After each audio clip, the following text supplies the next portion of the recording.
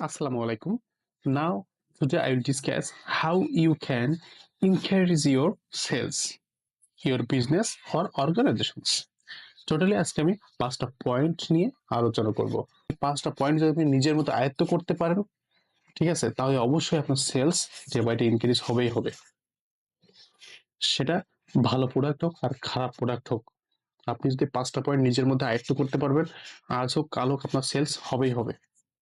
তো 5টা পয়েন্টের মধ্যে অন্যতম একটা পয়েন্ট, সেটা হচ্ছে number 1, no your product.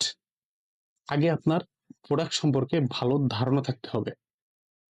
Suppose মনে করেন আপনি একটা পেন বিক্রয় করবেন, এখন এই পেন সম্পর্কে কিন্তু আগে আপনার ভালো ধারণা থাকতে হবে। আপনি যদি নিজেই পেন সম্পর্কে ভালোভাবে না জানেন, না বুঝেন, তাহলে আপনি কাস্টমারকে কিভাবে বুঝাবেন? কাস্টমার অ্যাট্রাকশন কিভাবে নিবেন? এই জন্য আগে আপনার অবশ্যই নিজেকে আগে ভালোভাবে বুঝতে হবে, জানতে হবে।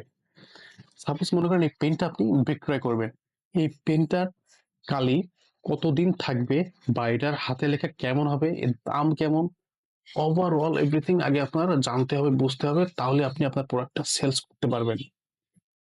নাম্বার 2 হচ্ছে ইওর কাস্টমার। আগে আপনি কাস্টমারকে বুঝুন, জানুন সে কি চায়। দেখা যায় কি, সে চাচ্ছে একটা জিনিস, আপনি তাকে অফার করতেছেন অন্য আর একটা জিনিস, সেক্ষেত্রে কিন্তু একটি বিরক্ত বোধ করবে। এই জন্য আগে আপনার কাস্টমার সম্পর্কে আগে আপনার ভালোভাবে বুঝতে হবে, জানতে হবে সে কি চায়। Number three, effective communication. আপনার কাস্টমারের কাছ থেকে আপনার মধ্যে আর কাস্টমারের মধ্যে একটা ইফেক্টিভ কমিউনিকেশন থাকতে হবে।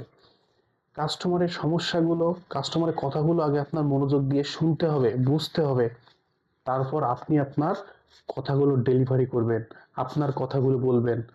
দেখা যায় কি, আপনি আপনার কথাগুলো বারবার বলেই যাচ্ছেন, তাকে বলার চান্সই দিচ্ছেন না, তাহলে তো হবে না ভাই। আগে তার কথাগুলো আপনার শুনতে হবে, বুঝতে হবে, তারপর আপনি আপনার কথাগুলো বলবেন। নাম্বার ফোর হচ্ছে বিল্ড অফ ট্রাস্ট। এই বিল্ড অফ ট্রাস্ট, এটা কিন্তু আরো একটা অন্যতম একটা এই বিল্ড অফ ট্রাস্ট এটা কিন্তু অন্যতম একটা গুরুত্বপূর্ণ পয়েন্ট। এই বিল্ড অফ ট্রাস্ট আগে আপনার কাস্টমারের কাছ থেকে আপনার বিশ্বস্ততা অর্জন করতে হবে। আপনি যদি ক্লায়েন্ট অথবা কাস্টমারের বিশ্বস্ততা অর্জন না করতে পারেন, তাহলে কিন্তু এটা সেলসের ডিক্রিজ হওয়ার সম্ভাবনা অনেক থাকে। Number 5, follow up. ফলো আপটাকে আপনার নিতে হবে। দেখা যায় কি, অধিকাংশ সময় আপনি কাস্টমারকে বুঝাইছেন, বোঝানোর পরে প্রোডাক্ট তাকে দিয়ে দিয়েছেন, কাস্টমার নিয়েছে, ঠিক আছে। এখন কাস্টমার নেওয়ার পর আপনি যদি তার সাথে কোনো যোগাযোগ না রাখেন, তার সাথে দেখা না করেন, তাকে ফলো আপ না নেন, একটা সময় দেখবেন আপনার সেলসটা কিন্তু পরবর্তী আর হবে না।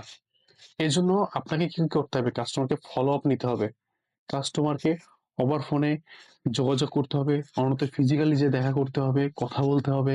এভাবে যদি ফলো আপ নেন, তাহলে আপনার সেলস বাড়বে।